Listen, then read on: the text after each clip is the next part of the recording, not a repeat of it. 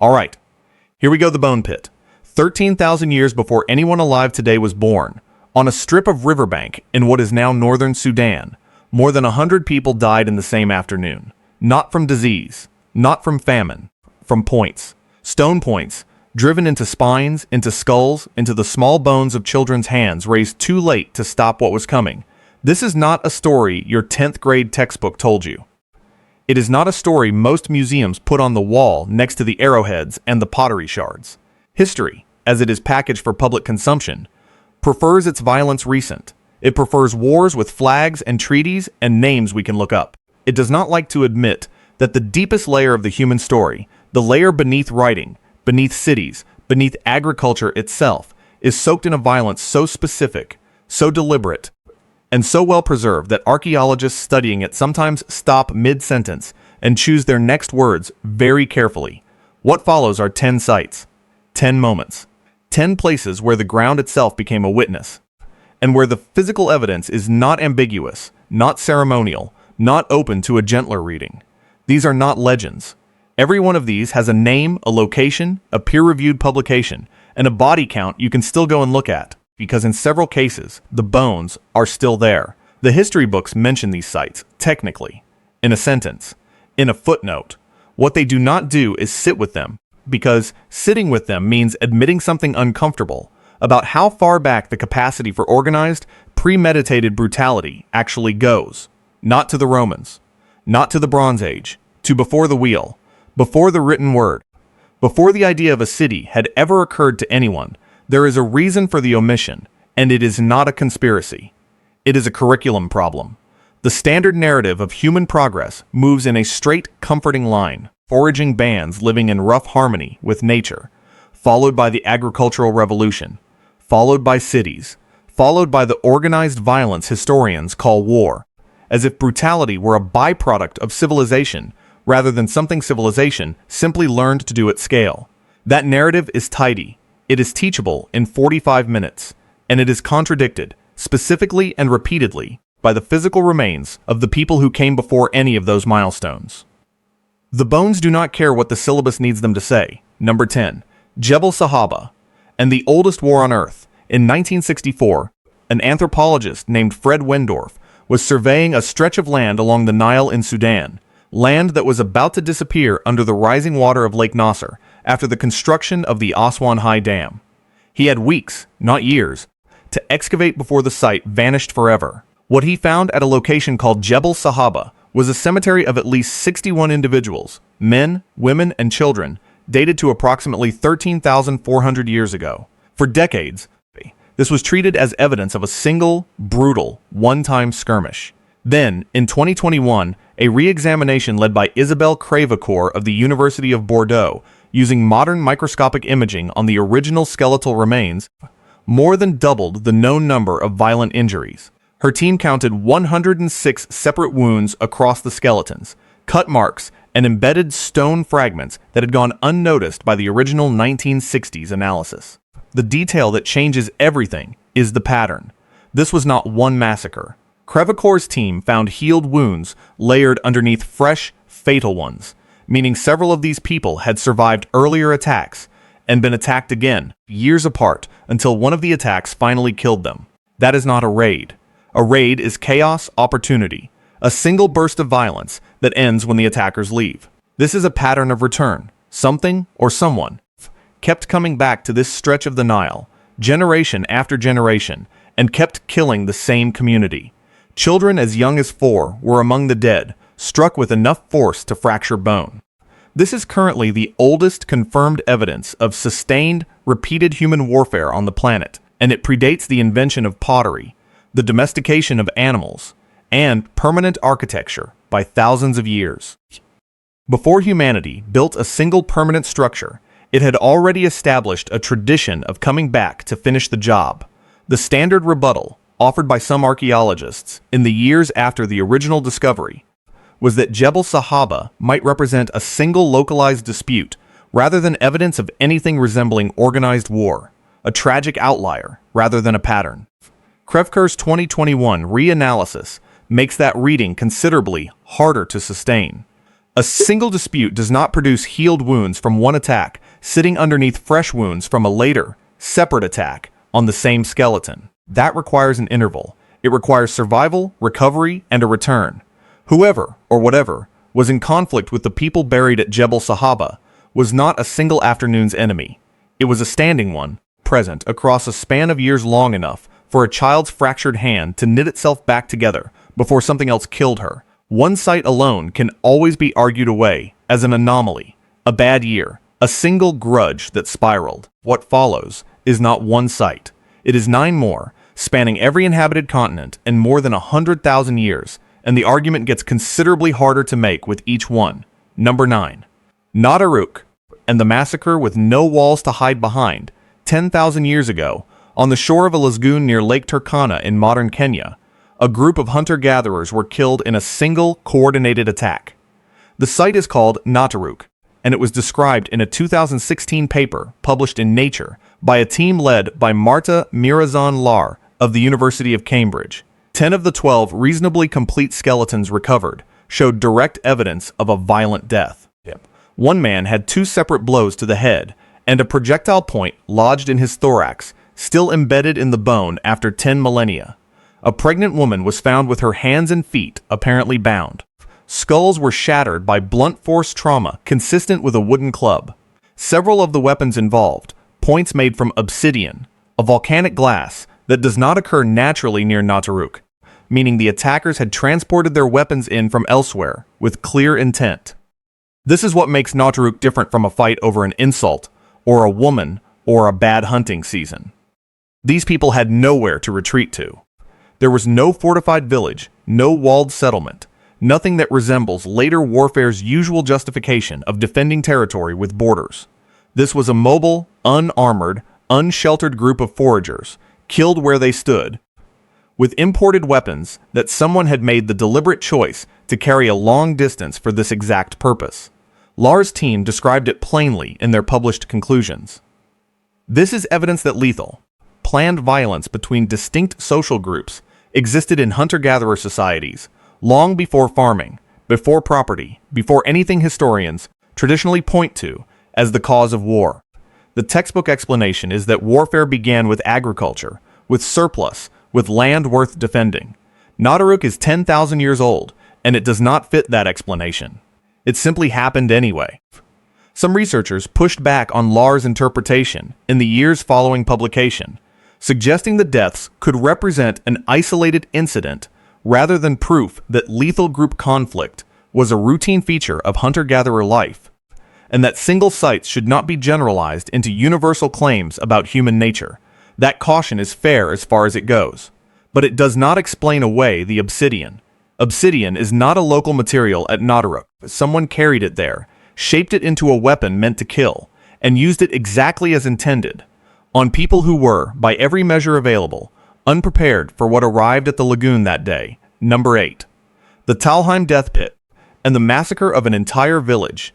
In 1983, construction workers in the town of Talheim, Germany, digging a drainage trench, unearthed a mass grave that would force archaeologists to reconsider what they thought they knew about Europe's first farmers. The site dates to roughly 7,000 years ago, to the linear pottery culture, one of the earliest agricultural societies in Central Europe, a culture previously imagined by scholars as peaceful, communal, egalitarian. Talheim ended that assumption. Excavators recovered the remains of 34 individuals, men, women, and children, dumped together in a single pit with no formal burial, no grave goods, no ceremony. Every single skull that survived intact enough to examine showed blunt force trauma. Several had been struck from behind. Stone adze blades, a woodworking tool repurposed as a weapon, were found still lodged in some of the skulls. What the analysis, published by Christian Meyer and colleagues in a 2015 study, revealed was demographic in nature. And it is the detail that turns this from a tragedy into a strategic decision. The age and sex profile of the dead was skewed. There were almost no young adult women among the bodies. In a raid or a random catastrophe, you would expect the dead to reflect the population of the village roughly evenly. At Talheim, the young women are largely missing from the death toll. The likeliest explanation, the one Meyer's team put forward, is that the attackers killed the men, the elderly, and the children, and abducted the women of reproductive age. This was not a raid for food or land in the way we usually picture it. It was, functionally, a raid designed to eliminate a rival community's future while extracting its reproductive resource. An entire village planned and executed as a single administrative act of erasure 7,000 years before anyone wrote the word genocide. For years after the initial 1983 discovery, the dominant academic reading of the linear pottery culture remained largely unchanged, an interpretation built mostly on the culture's elaborate, communal longhouses and its widespread, standardized pottery style, both read as signs of cooperation rather than conflict. Talheim was treated, in some circles, as an aberration, a single bad harvest that ended badly.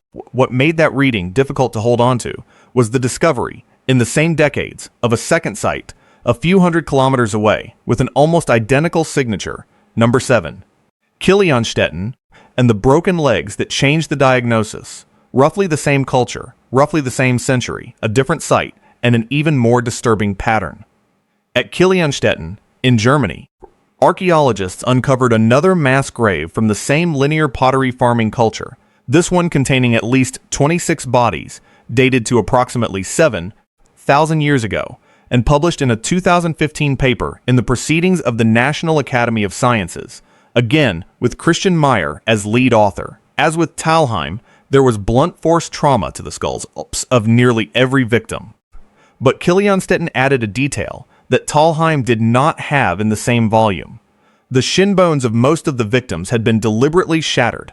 Meyer's team was explicit about what this meant, and it is worth sitting with. Breaking someone's shins does not kill them. It does not serve any purpose in combat, where the goal is to neutralize an opponent quickly. It serves exactly one purpose: prevent someone who is still alive from running away or crawling to safety after the initial attack. This is not the archaeology of a battle. This is the archaeology of an execution process, methodical enough to include a specific step for preventing escape before the killing blow. Once again, young women of reproductive age were underrepresented in the burial, supporting the same grim pattern identified at Talheim, that the goal of these attacks on early European farming communities was not simply killing, but the deliberate, targeted destruction of a community's ability to continue, paired with the abduction of the individuals capable of reproducing. Two sites, hundreds of kilometers apart, showing the identical strategic signature, in a culture history books still often describe, in the same paragraph, as one of humanity's first peaceful, settled ways of life.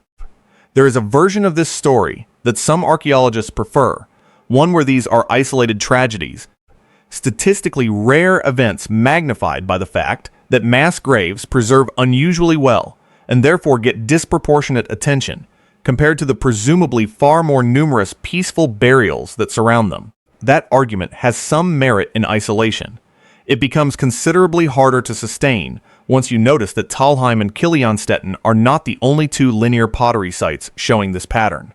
Similar mass graves, with similar demographic gaps and similar trauma signatures, have since been identified at Schletz in Austria and Vaihingen in Germany, forming a cluster of evidence across a single archaeological horizon that is difficult to dismiss as coincidence. Whatever pressures were building within Europe's earliest farming societies, land scarcity, resource competition, something that made the reproductive capacity of a rival village worth stealing rather than simply defeating, they were producing the same catastrophic outcome in multiple places, independently, within the same few centuries. Number 6. Herxheim, and the pit that should not exist. If Talheim and Kilianstädten are disturbing because of what they reveal about warfare, Herxheim is disturbing because of what it reveals about what happened after. Herxheim is a linear pottery culture site in southwestern Germany where, beginning in the 1990s, excavators uncovered ditches containing the fragmented remains of at least 500 individuals. A number later revised upward by some researchers toward the region of 1,000. This is not a mass grave in the conventional sense. The bones are not intact skeletons laid to rest. They are broken, deliberately, into small pieces. Long bones split lengthwise to access marrow. Skulls with the base carefully removed, a technique that produces a bowl-like vessel and requires specific anatomical knowledge to execute cleanly. Cut marks on the bones match in location and technique. The butchery marks found on animal remains at the same site. A team led by Bruno Boulestein, published in the journal Antiquity in 2009, argued that the pattern of breakage, the marrow extraction, the skull modification, and the placement of the human remains directly alongside processed animal bone in the same pits, was consistent with cannibalism, and specifically with cannibalism performed as a repeated, structured, and possibly ritualized practice, rather than a one-time act of survival desperation. Herxheim was not a besieged fortress where starving people resorted to the unthinkable. It was a functioning settlement in a period of relative abundance that appears to have been drawing people, potentially defeated enemies, potentially captives from a wide surrounding region, to be processed using the same tools and the same techniques used on livestock. Some researchers have since proposed the deaths may not all have been simultaneous, that the site could represent centuries of accumulated activity. Whichever interpretation holds, the physical evidence, the marrow-split femurs, the carefully modified skull bowls, the shared butchery signature with animal remains, does not permit a comfortable reading. Something was happening at Herxheim that the culture responsible clearly did not consider shameful enough to hide. They buried it in the open, in ditches, at the edge of their own village. A competing school of thought, associated with researchers, including Rick Schulting, has argued for a less sensational reading, proposing that the fragmentation and skull modification could reflect a secondary mortuary rite, a practice of processing the bones of the already dead as part of funerary custom, rather than evidence that living people were killed and eaten. It is a real possibility, and Boulestein's team took it seriously enough to test against the evidence directly. What argued against it was the demographic profile of the remains, which included a disproportionate number of children, and the sheer volume, hundreds of individuals accumulated at one location, in ditches surrounding the settlement rather than within any identifiable burial ground. A mortuary rite performed on that scale, targeting that many children specifically, is not obviously less disturbing than the alternative it was proposed to replace. Number 5.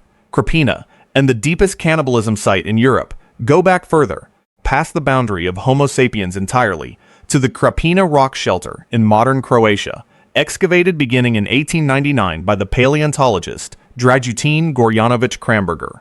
The remains recovered there belong to Neanderthals, dated to approximately 130,000 years ago, making Krapina one of the largest and oldest collections of Neanderthal remains ever found, and one of the most contested.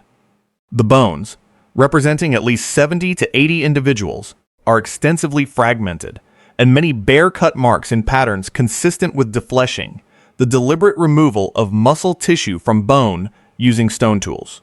For most of the 20th century, this was explained away, attributed to natural processes, to carnivore scavenging, to the collapse of the rock shelter itself crushing the remains.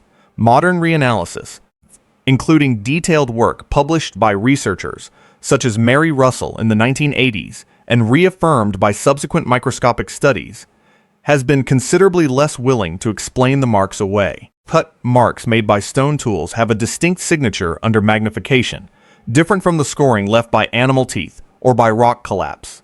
At Krapina, that signature appears repeatedly, on ribs, on limb bones, in locations that correspond to where a butcher would cut to remove meat, not to where a scavenger would gnaw. This means that 130,000 years ago, a full 90,000 years before anatomically modern humans are believed to have arrived in Europe, another species of human was already processing the bodies of its own dead, or its own defeated, using the same technical approach it used on game animals. The uncomfortable implication is not that Neanderthals were less than human. It is closer to the opposite.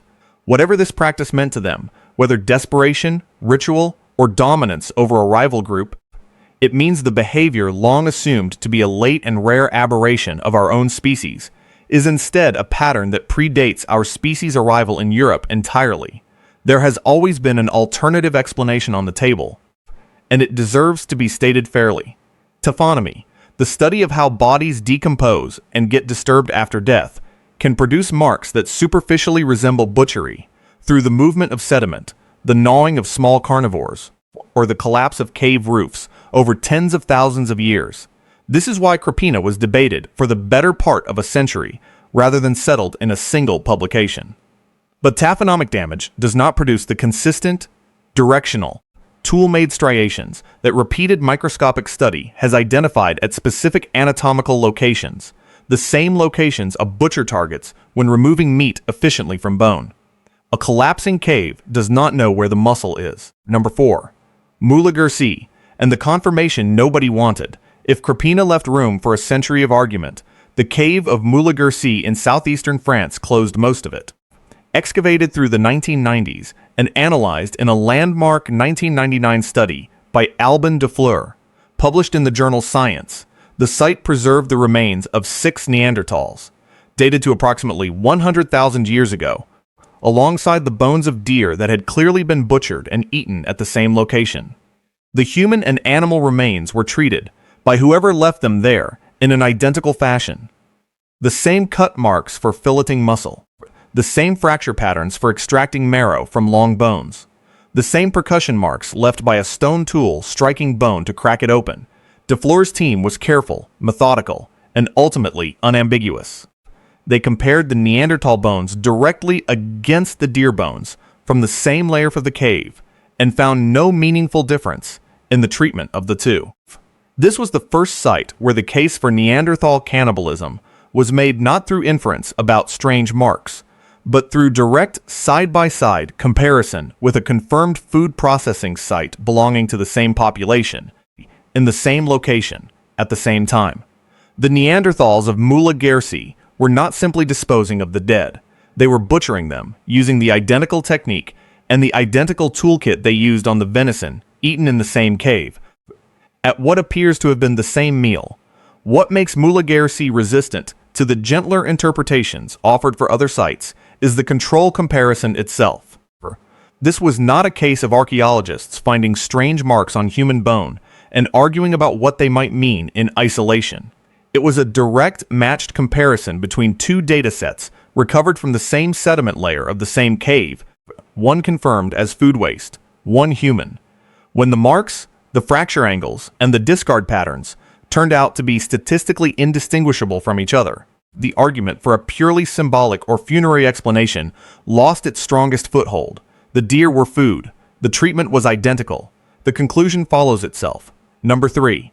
Gough's Cave and the skull cups of Cheddar Gorge. 14,700 years ago, in a limestone cave in what is now Somerset, England, a group of people belonging to the Magdalenian culture, the same broad tradition responsible for the famous painted caves of Lascaux and Altamira, processed the bodies of their own dead with a level of precision that unsettled the archaeologists who first documented it. Gough's Cave in Cheddar Gorge has produced human remains showing extensive cut marks consistent with defleshing, deliberate breakage for marrow extraction, and, most distinctively, skulls that had been carefully and symmetrically modified into cups. Research led by Sylvia Bellow of the Natural History Museum in London, published in 2011 and expanded in subsequent studies, used high-resolution microscopy to demonstrate that the skull modification at Gough's Cave was not incidental damage. The rim of each cranial cup had been meticulously trimmed and smoothed, a process requiring skill, patience, and repetition. Since the technique appears consistently across multiple individuals at the site, rather than as a single improvised act, Bellow's team noted that this level of care, applied specifically and only to the head, the seat of a person's identity, in almost every human culture that has ever documented its beliefs, suggests a practice with meaning beyond simple nutritional cannibalism. It looks less like an act driven by hunger, and more like a controlled, repeated cultural technology for transforming the remains of the dead into something else entirely, an object, a vessel, a trophy. Whatever Gough's Cave represents, it was not chaos. It was craftsmanship, applied to human skulls, by people whose art on cave walls elsewhere in Europe is celebrated as among the finest ever produced by our species.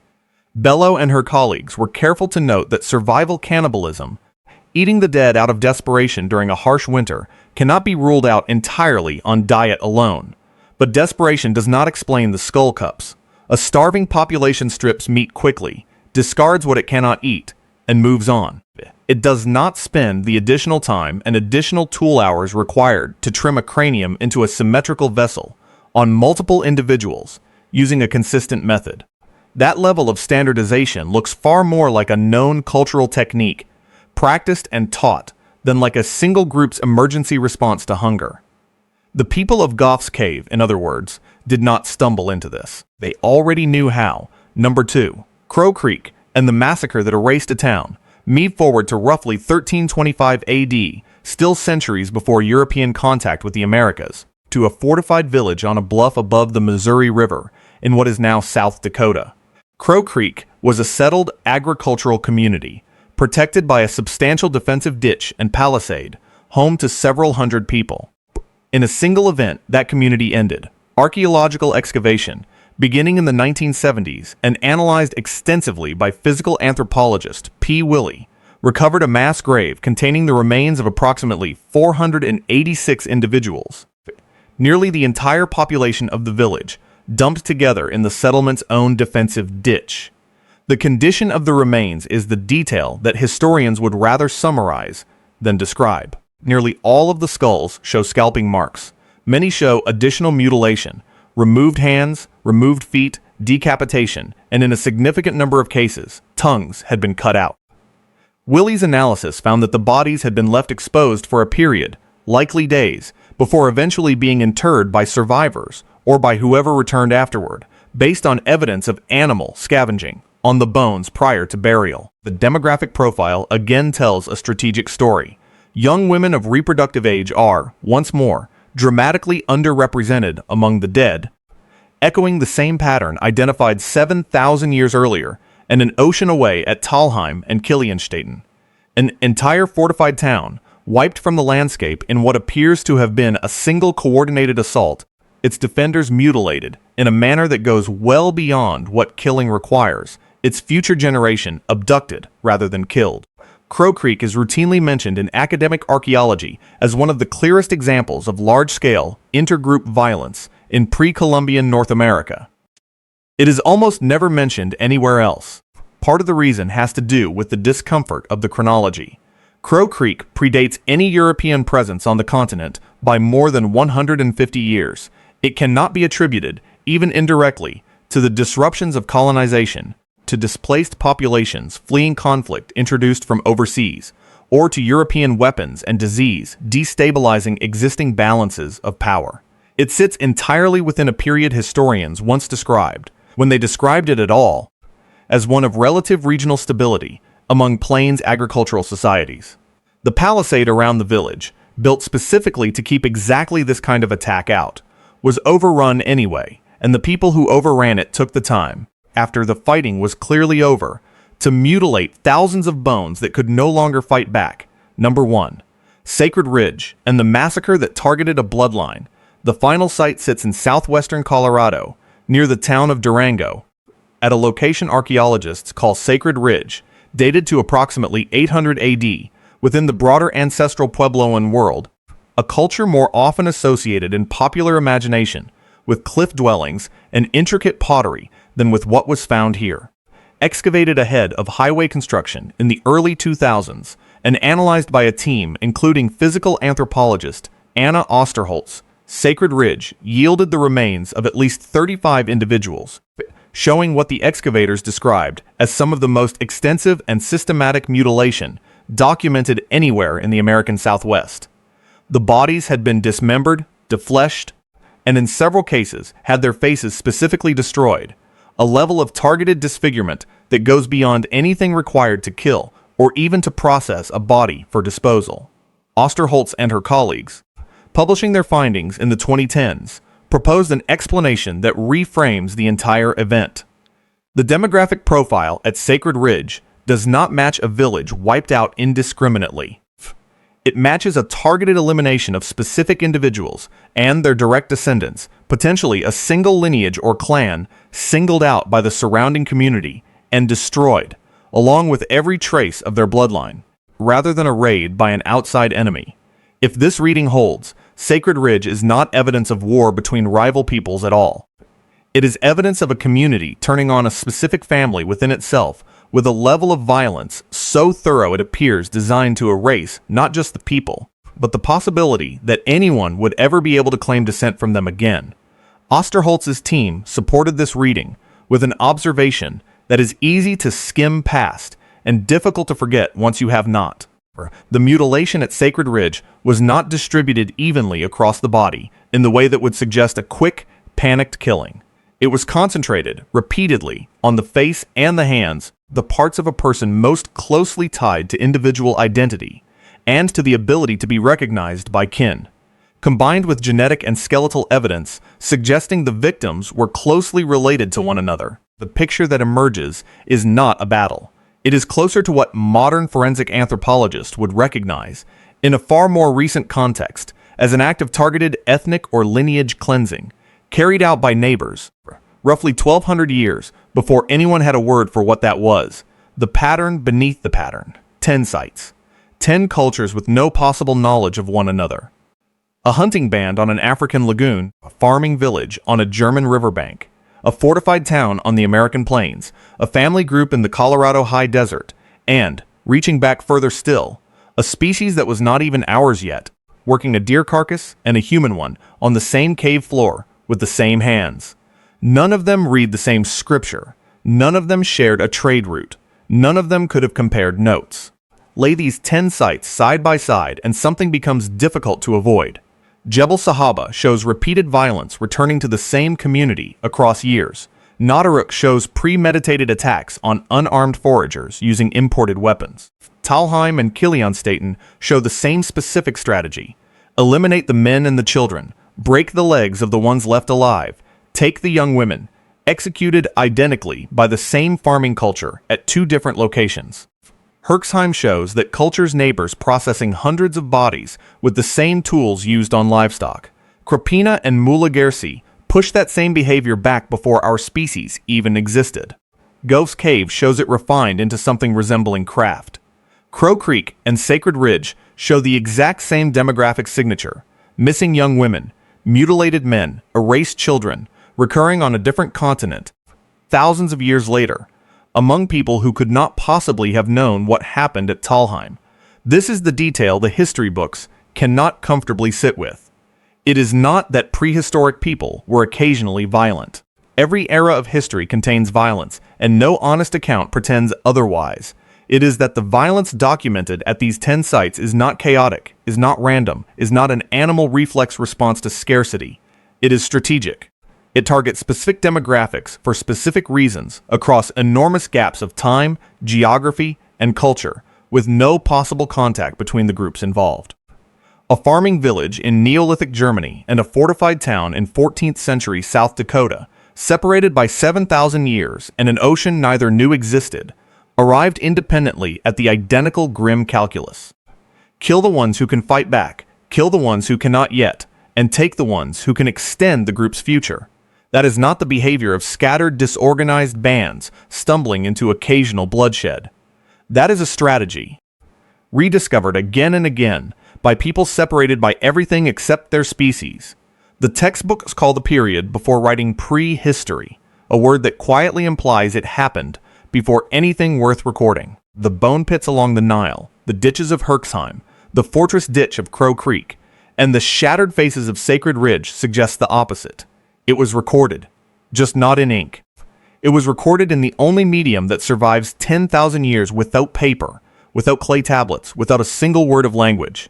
It was recorded in bone. And bone, it turns out, does not forget, and it does not soften the story for anyone. There is also a second pattern buried inside the first one, quieter than the violence itself, but arguably more unsettling. Every one of these 10 sites was found by accident, or nearly so. Jebel Sahaba was uncovered because a dam was about to flood it. Talheim was uncovered because a drainage trench needed digging. Crow Creek was uncovered ahead of routine survey work. Sacred Ridge ahead of a highway. None of these massacres were sought out. They were stumbled into by construction crews and rescue archaeologists working against a deadline in locations chosen for reasons that had nothing to do with what lay beneath them. Which raises the question that no textbook seems eager to sit with for very long. These 10 are the ones a bulldozer happened to find. There is no reason to assume they are the only 10 that happened. That is, in the end, the real reason this period of the past gets compressed into a single word and a single chapter instead of the sustained attention given to the Punic Wars or the fall of Rome. Not because nothing happened, because too much did, and almost none of it comes with a name we can hang a lesson plan on. There is no king to blame at Talheim, no empire to indict at Herxheim, no treaty to study at Crow Creek. Just the strategy itself, appearing and reappearing across every continent and every era humans have occupied, executed by people who left behind no confession, no justification, and no regret. Only the bones, arranged exactly the way they were left, waiting for someone with a shovel and a deadline to find them. If a video like this is going to keep finding what the history books left out, the algorithm needs to know you were the kind of viewer who stayed for all of it. So if this is the kind of history you actually want, the version with the footnotes still attached, subscribe, and come back for the next one. The ground has not finished talking yet.